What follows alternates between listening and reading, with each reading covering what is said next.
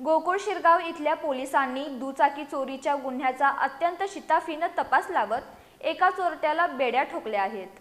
सुनील मोहन सोनुले, वय वर्ष 21, राहणार भेंडवडे, तालुका हातकणंगले असं अटक केलेल्या संशयिताचं नाव असून त्याच्याकडून सुमारे 40,000 रुपये किमतीची मोटारसायकल जप्त करण्यात आली आहे। गोकुळ शिरगाव इथल्या पोलिसांनी दुचाकी चोरीच्या गुन्ह्याचा अत्यंत शिताफीनं तपास लावत एका चोरट्याला बेड्या ठोकल्या आहेत। गुप्त बातमीदारांकडून मिळालेल्या माहितीच्या आधारे पोलिसांनी संशयित सुनील सोनुले याला ताब्यात घेतलं। त्याची कसून चौकशी केली असता त्यानं गुन्ह्याची कबुली दिली आहे। पोलिसांनी आरोपीकडून सुमारे 40,000 रुपये किमतीची MH09 GY 4825 या क्रमांकाची मोटारसायकल हस्तगत केली आहे। या कारवाईमुळे परिसरातील दुचाकी चोरीचं मोठं रॅकेट उघडकीला येण्याची शक्यता वर्तवण्यात येते।